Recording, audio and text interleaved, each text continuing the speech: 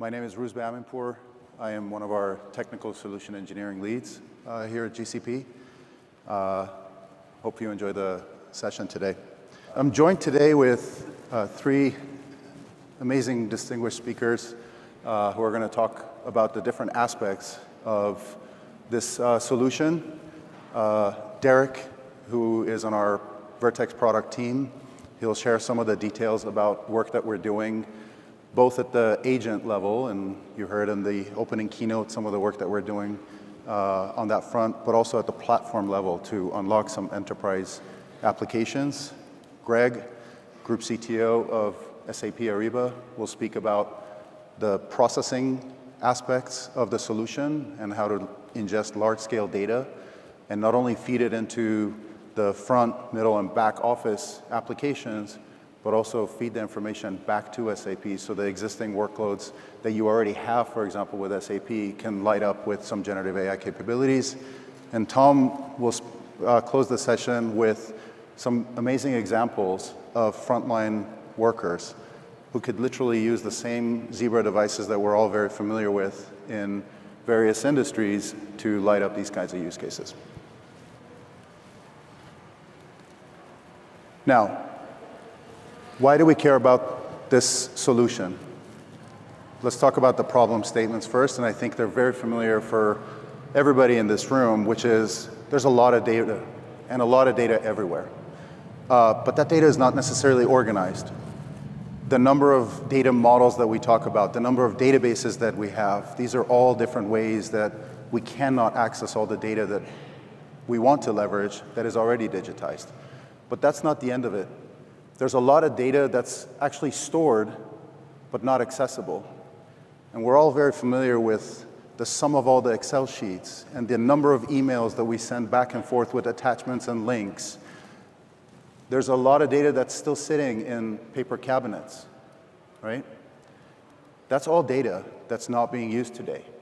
And if you're involved in the sum of use cases that we want to leverage to improve our operations, we're not accessing those the way we should in a meaningful way. What does that mean? What that means is today you have workers who are trying to do their job, for example, in a retail setting, where they just want to help a customer out who's standing in an aisle, and they just want to have a simple question of, what's the difference between two products? I don't know. It's sitting in a piece of paper, either in a PDF file, online, or I just don't even have access to it as an employee. That leads to inefficiencies in the conversations. Secondary, if you are in the back office and you have access to those documents, you're spending hours searching for those.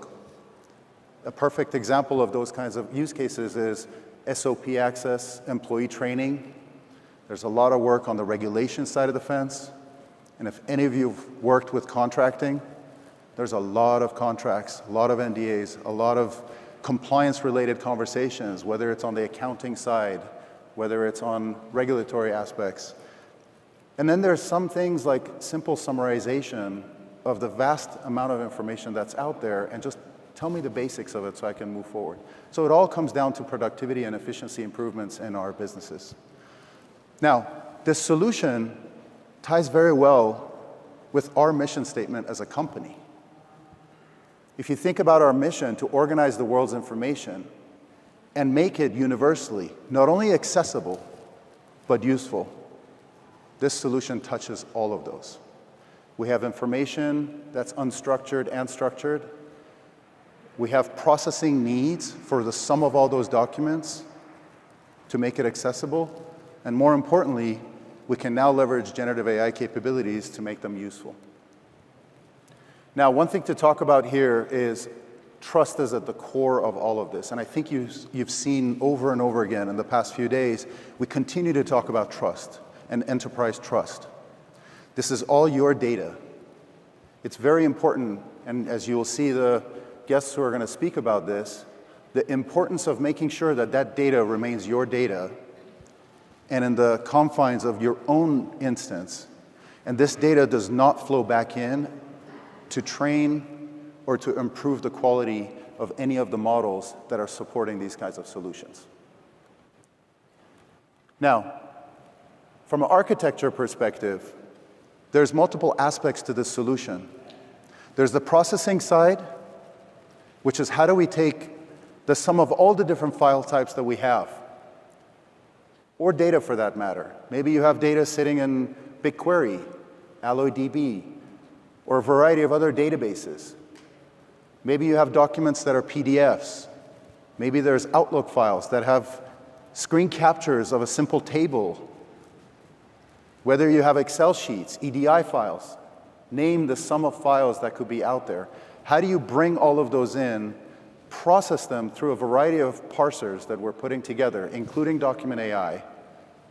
How do we store those in a seamless manner, which brings in some of the stuff we announced earlier with BigQuery, for example, and its integration with Vertex AI, so you can actually do the embeddings directly in BigQuery and have that data loosely available, followed by the capabilities on the search aspects, and at the very last mile of it, our Vertex AI platform and the model garden that today supports 100+ different models. So you can choose which of the models best suits your needs, whether it's Gemini Pro, Nano, or any of the third-party applications like Claude, Llama 2, or any of those that best fits your need.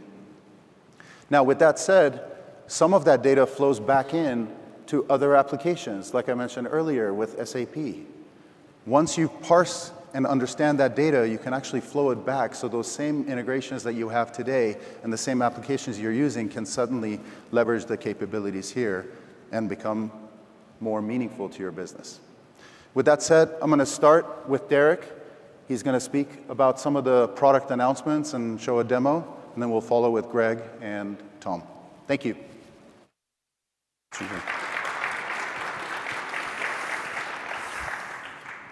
Thanks, Rouzbeh. As he mentioned, my name's Derek Egan. I'm a product manager in Vertex AI. Excited to talk about some of the products that we offer, powering the use cases that Rouzbeh just introduced. Okay. So our mission on my team and within Vertex, part of it is to help developers build state-of-the-art document processing and understanding solutions. The way that we accomplish this is through a portfolio of products, right, across the spectrum that Rouzbeh introduced. On one side of the spectrum is document processing. That's all about getting structured data from a document to drive automation. So instead of manually reviewing an application, maybe you could get the 8 data points that are important and structure it in your database to automate some of that decision making. On the other side of the spectrum is understanding. So you have documents and you want to have a conversation and get answers to natural language questions based on the information in those documents. Across that spectrum, we offer options to the developers. First, to the agent builder, a managed service that abstracts some of the complexities of generative AI away, and you simply are calling APIs and getting results back. On the bottom of the stack are more platform components for model builders that want to interact directly with the Gemini APIs and have full control over customization, which models, their settings, prompt engineering, and more. So I'll dive into the stack, starting with Document AI, our managed service for document processing. And with this product, you can digitize, classify, and extract document data. You can use our OCR product to digitize. You can also use a new layout processor to get the structure of a document back and embed it in a RAG architecture, which I'll talk a little bit about shortly. You can classify document types, which determine downstream processing steps. So based on the type of document, what are the next steps I should do with it? And you can also extract the structured data from a document. Form parser allows you to extract key value pairs, and then the custom classifier extracts entities that you specify and that you're interested in. And let's double click into the custom extractor. This is released and generally available, ready for your production use cases. It's really easy to get started with. You just post a document along with the entities that you're interested in to an API, and you get responses back. You can see it's a little bit small, but this is a sample invoice. The generative model returned all of these entities back without any training. But there was one data point that was missed, the ergonomic keyboard quantity in the middle of that line item with the blue square around it if you squint. And I went ahead and annotated that and said, hey, model, you need a little hint. There's the 12 that you missed. And then if I do that 5 or 10 times, and I have an integrated data set, now I can go back in to Document AI with a simple click of a button or an API call. You can fine-tune the foundation model. So you then fine-tune the foundation model with your integrated data set that you have exclusive access to within your project. So you're customizing the results and improving the predictions for your documents and entity types. We have multiple customers in production with this product, and their overwhelming feedback is what used to take me days now takes hours to meet my quality goals. All right, the next use case I want to talk about is layout processing. So we live in a world where there's more and more documents, and they're more and more complex. Financial reports, research papers, technical manuals, they have diagrams, graphs, charts. Some of it is hard for us to understand. It's also hard for large models to understand. That's why we're introducing the Document AI layout processor. This layout processor will decipher the structure of a document, return headings, subheadings, paragraphs, text, your charts, your diagrams, and it'll recommend how you chunk that document if you're going to embed it in a RAG architecture for a search or a generative use case inside your applications. My colleague Guangsha Shi led a session 164 on Tuesday, that demos this extensively. If you want to check it out, check out the recording. All right, I have shown you some of the managed services that we offer within Vertex for documents, for agent builders that are easy to use, and you're just interacting with APIs or simple interfaces. I want to go down the stack, talk about model builder capabilities. And this is enabling you to work directly with Gemini APIs. Right now, the 1.0 Pro Vision and 1.5 Pro, with documents as an input so that you can ask questions, compare the document, extract structured data. And you can do that primarily through APIs, but we also offer an interface with the Vertex AI Studio, which I will test my luck and try to demo live here.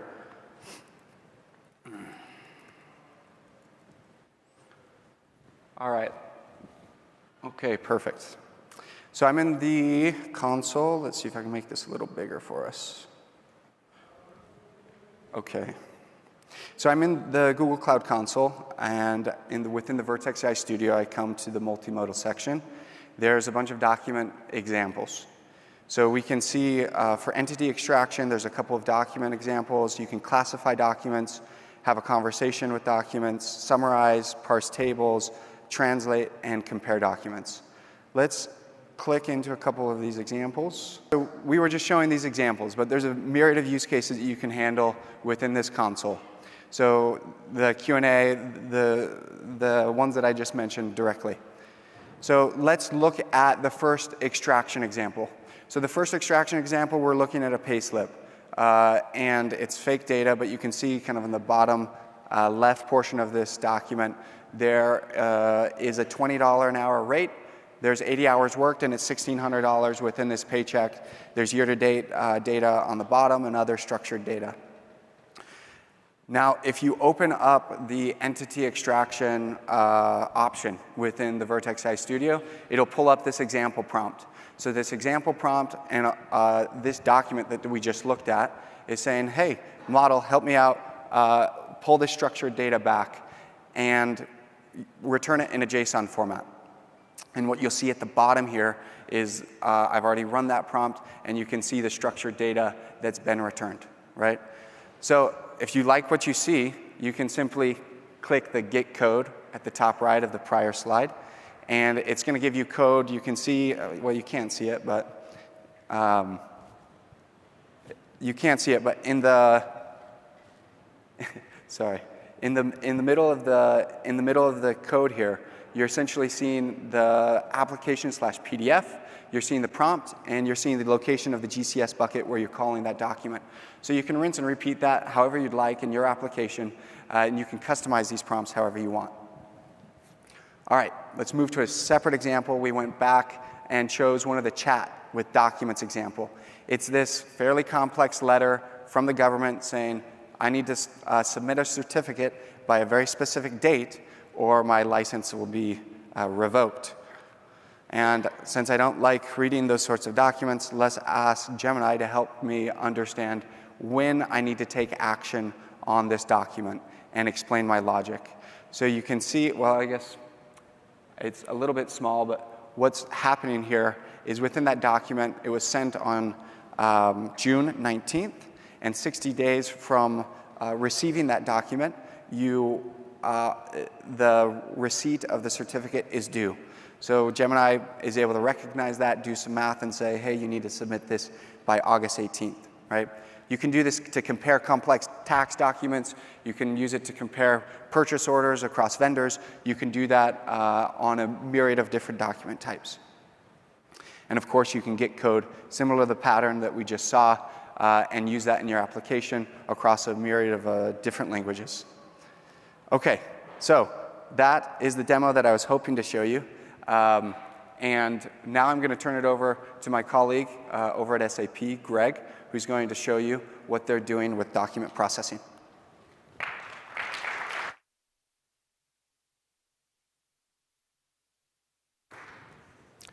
Thank you, Derek. And thank you, Derek and Rouzbeh, for having me. Good morning. My name is Greg Tielsch. I'm at SAP, enterprise application company, you might know. And I'm the CTO of SAP Ariba. That's the procurement chapter of SAP. So we're doing the procure-to-pay solution, supplier management, and also invoice management. First of all, I'd like to tell you a little story about my journey with Gen AI. Last October, we had our Spend Connect Live conference of SAP Ariba, and I held a AI workshop, a brainstorming workshop with our customers. And one of the customers, she had the idea and explained, Greg, when you negotiate a contract with your supplier and you're all in business, you're negotiating a great contract with 100 pages of documents, a 100-page document with all the clauses. And this is a great time when you sign a document. And from that, you're actually driving down the value slope because it's hard to actually get then all the deliveries and that quality and in this service. So we had actually then this picture generated during the workshop that is showing us this value slope. And when you go down the value slope, you're losing the money. So what you saw today here from Google, and we are working with Google on document processing and understanding, is actually tapping into that and going up the value slope again and understanding the documents much better and getting the benefits. So the example I have today for you is processing supplier invoices. So this is quite easy, right? The supplier delivers the goods, sends the invoice, and they want to get the cash and the money. So our task in Ariba is, okay, we want to get that supplier invoice into our operational system, matches it to the purchase order that we issued with the price and with the quantities delivered, and then we cash it out. Okay, so what is happening today? We get the invoice, and we saw invoice examples beforehand. We get the invoice by email, in a PDF, printed, letter in Germany, maybe even with a fax. And then we need to get it into the system. And this is typically done in shared service centers. Maybe you know this from your companies. And then really typed into the system. Of course, we also have the SAP Business Network, where we make that electronically. But here in this example, we consider the documents. And this is effort for our end users and customers. And we want to automate the process, of course, much more. So we want to introduce now with Google also document processing, that we can OCR and pass our invoices with Gen AI, then get to the supplier invoice and turn the user interaction then more into an approval workflow, review, and a fraud detection mechanism, so that we move the needle, move the user interaction then actually to the right side of the house. And this is also how we, together with Google, think about flowing that document processing and AI is also flowing back into the ERP or into the SAP systems. Finally, this could look like that.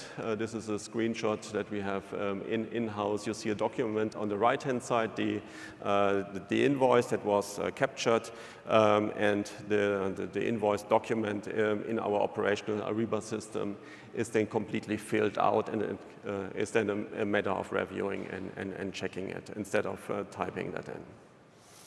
So thanks a lot. I wanted to introduce you to this document processing at SAP Ariba.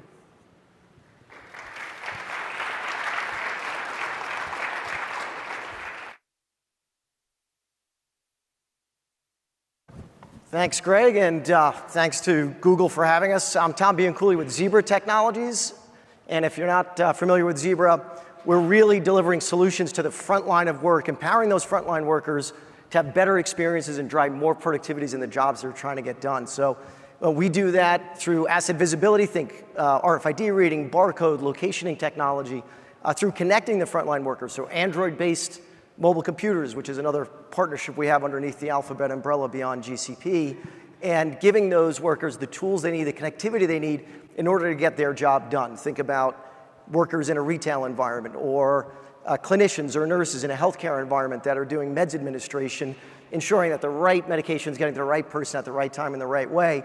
All of our technology from an asset visibility, connected frontline worker perspective enables that to happen. And our most recent investments to enable that at the intelligent edge is in a category we call intelligent automation. So we've acquired a few companies in the machine vision space and the autonomous mobile robot space to enable that as we're seeing more and more automation make its way in a collaborative fashion with workers into the front line. So what I wanted to do to complement the presenters that came before me is really talk about why are we in just the perfect coming together of a number of different dynamics that are enabling really powerful use cases. And I think Bill Gates may have said it best when he said there's only 2 times that he's seen technology that has caused him to really think that we're at a fundamental shift. The first one was in the 80s when he saw the graphical user interface, and the second one was in Q4 of 2022 when he saw the first versions of OpenAI and ChatGPT. So we are truly living in a once-in-a-50-year inflection point. It's sometimes easy to miss that when you're so close to it. We're living it every day, but it's really worthwhile to take a step back and think about that for a moment. Think about all the opportunity. Think about the frameworks that SAP and Google are building that we can all stand upon as foundation to deliver really compelling solutions and change the game from a revenue perspective, from an overall opportunity and development perspective for each of our organizations and teams. So why the perfect time? Well, this is from an IDC study, an industry analyst in the second half of last year, and I'm going to focus on the retail vertical, but you could extend this. If you're playing other verticals like manufacturing, warehousing, healthcare, government, just think about the analogy of what I'm describing, and I bet you'll see the same kinds of things in your domains as well. So where are organizations prioritizing from a digital transformation perspective? First time I've ever seen this, I track this every year, this particular study, the word experience pops up there in the top 3 twice. Improving customer experiences, so if you think of a retailer, it's the customers that are interfacing with them in a digital way, in e-commerce, or also in the physical store, but also improving the employee experience.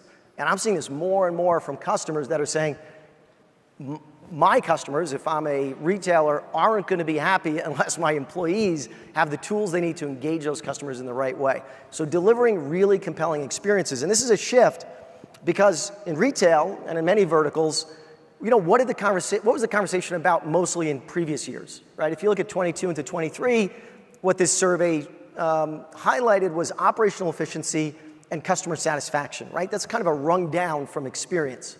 Right? It's like, well, how do I get more productivity? How do I drive operational efficiency? And I want to use technology to do that. I'm going to prioritize that. And oh yeah, I have to have really, happy and satisfied customers. That's gotten elevated now to experience. And why is the word experience so appropriate given everything else we just heard? Well, what does AI enable? If you think about AI for frontline workers, what does it enable? It reduces cognitive load. It allows me to have like an always-on companion that I can interface with. It allows for better decision making, whether it's just-in-time decision making or in increasing the speed and the consistency at which I can make a decision. We've got devices in the hands of every single postal worker in the country. The United States Postal Service, there's 300,000 of those devices in the hands of those individuals. Do you think the United States Postal Service is thinking about how do they get consistency, right? If you got 300,000 people in your operations, or you're a large tier 1 retailer, and you have 150,000 or 200,000 or 300,000 employees, how do you make sure at any given moment in time, each one of them has access to the right information, the best knowledge, so the least experienced worker, and this is the cool proposition, can the least experienced worker enjoy the best experience, job satisfaction, and perform as well as nearly the most experienced worker as they're getting their job done. And that's what this once-in-a-five-decade technology allows us to do. So increase that speed of decision making, and then reduce the time to competency. A faster way of saying, in a world where labor attrition is higher than ever, turnover for frontline workers is massive, how do I ramp up the onboarding time or speed up the onboarding to reduce the time it takes to get to a competent frontline experience? So imagine if we had an always-on, enterprise-centric, domain-specific trained, customized, in-the-moment, AI-enabled assistant for every one of those frontline workers. And as we started to think about use cases and working with the Google team, we realized we were seeing the same things, right? Operating procedures and policies are really complex. It's my first week on the job, or maybe it's my 5th week. I'm not going to know that as well, and I don't want to sit static behind the desktop in a learning management system necessarily. I want to be out in the wild getting my job done and learning as I go. Or product knowledge. The expectation from customers now is as high as it's ever been. People are doing, we're all doing it, right? A tremendous amount of research before we buy a product and walk into a store. So if you're not speaking with someone that's at least as well equipped about that product and the knowledge about that product as you are from doing a few hours of online research, it's just a bad experience. And so more and more we're seeing the need to be able to get this kind of capability in the hands of frontline workers. And we kind of zeroed on these 4 areas. You'll see some overlap with what Rouzbeh presented earlier. So proactive manager employee assistance. So leveraging standard operating procedures, so I'm not thumbing through an SOP document, but I'm able to just get the steps I need right in the moment as I'm getting that particular workflow done. An everyday companion. So I mentioned consistency before. How can we leverage best practices from top performing locations? I've got 1,000 stores as a retailer, let's say. There's going to be a top quartile and there's going to be a bottom quartile. What is the top quartile doing in terms of behaviors, engagement, knowledge that the bottom quartile isn't? And how do I drive that consistency across all 1,000 stores? Scheduling. So this is really interesting. Scheduling, you think about the employee self-service experience. I'm a shift-based worker. How do I interact with what my schedule is? How do I get more flexibility in a world where providing those kinds of capabilities leads to less attrition because you have a more satisfied employee? And then finally, recommendations. This is really about product knowledge. Clienteling, cross-selling, upselling, if I'm in aisle from a retail perspective working with a customer. So I thought what we'd do is walk through an example and just kind of show what we're talking about. So if I could just go back one, just go back one slide, just to have me set this up for a moment, if the team can in the back. So what we did is we worked with a European retailer to ingest about 150. Is there any way we could just back up one slide? Yep. No, I got to do it over here.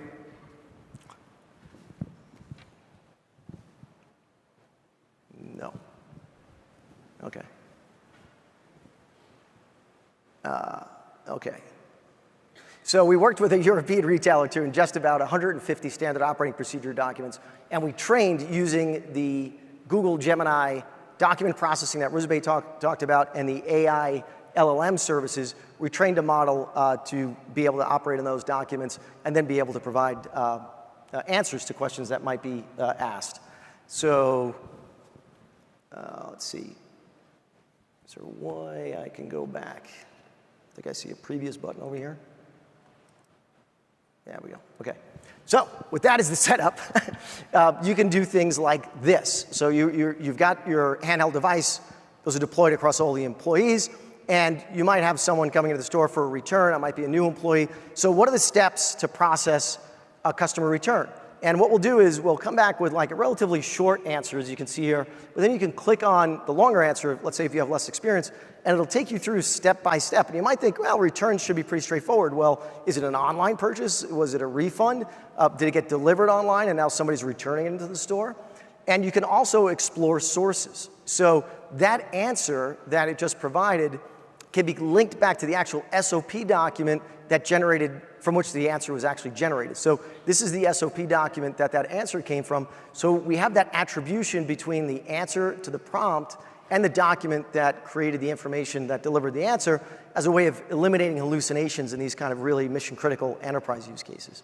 So another example, what's the, what if the customer doesn't have a receipt? So it's understanding the context of the previous question and now saying, well, if the customer doesn't have a receipt, here's a basic answer.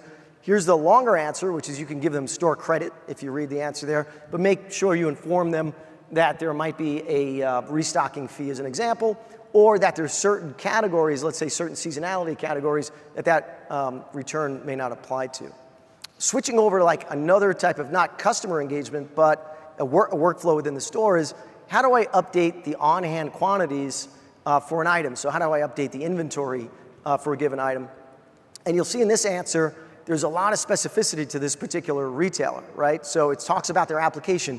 Open the count menu, tap on the receipt, open the camera, enter the available quantity, tap finish. So think about training now. Training's actually happening in the moment as you're getting the workflow and the job done. And then you can go back to the SOP, which I was really excited to see in this particular retailer's SOP. We anonymized them, we call them Mambo Supermarket. But I think if they scroll down a little bit further there, you'll actually see a reference to how do you handle inventory transactions specifically with a Zebra device. So they've actually built our device capabilities and the way they're interacting, as you see, to save the permanent inventory on the Zebra, as they call it, which is referring to our devices that are being used in the workflow. Switch gears to an employee self-service example. So integrating to the workforce management system, we've synchronized that workforce management database with the memory of the LLM. So now I can say things like, what's my schedule for next week? And it understands the context of that and actually knows, well, next week is going to be the week of April 15th. So it brings up the schedule for next week. I can click on a given day. It'll show what my work time is for that day. And you'll see the dates with blue circles are the dates I'm working. The dates without blue circles are dates that I'm free. So now what if I want to swap a shift? I've got a personal commitment next week that I need to swap with someone. Who can I swap a shift with next Thursday, as an example? So it's going to go look at that entire database using the document processing Rouzbeh described, and it's going to say, hey, you can swap shifts with Michael Davis or Olivia White. Here's 2 examples. And when I click on Michael Davis, you can see that on Thursday, the 18th of next week, he is actually free. There's no blue circle. And similarly with Olivia White, she's working the weekend, but she's off on Thursday. So those would be the 2 best candidates to swap a shift with. And now I'm not going into a portal and trying to like kind of figure all this out, navigating, a traditional UI. I'm embedding the Gen AI process right into my workflow, right? So in doing that, it's actually really just changing the experience, streamlining the workflow, and making it much more compelling for the worker and a much better experience for the customer in the store. So we were really excited to announce last week, Wednesday of last week, we announced that we are partnering with Google along the lines of everything that Derek and Rouzbeh presented earlier, but also with the Android team within Alphabet on our devices, and then with Qualcomm, such that we can run these models across a whole flexible set of deployment modalities. So we have customers that are looking at, how do I get as much of this model to always be connected to the cloud to synchronize, right? But how much of it can I get to run down on the mobile edge, or the far edge, as certain retailers are calling it. Also be able to run some of it locally and hybridize between that mobile and local, and think about the model management scenarios across those 2. Hybrid between the cloud and what's local or on-prem or far edge, or run completely on cloud. And it's going to depend on the use cases. It's going to depend on the type of data that's being accessed, how static the trained information is in terms of what you're going to be engaging with in terms of figuring out what that deployment option is. But there's no doubt that we're going to be doing that, and I don't know of any other of the other hyperscalers that are thinking through the engagement with companies like ourselves to consider these flexible deployment options to enable the kinds of use cases we're talking about here in the most economic way possible. And of course, all of that will be underpinned by the Vertex AI Google suite and framework that Derek outlined in terms of the document ingestion, the processing, the managed services that he described, the training, deployment. All of that will always be connected back to the cloud in order to enable these flexible deployment options. So we're really excited about it. We're at the cusp of an amazing wave. Hopefully you're feeling the excitement of, we're here in a time that we haven't experienced this much technology shift in 50 years. And stay tuned for a lot more from the combination of Alphabet, Zebra, and Qualcomm over the coming weeks and months. Thank you.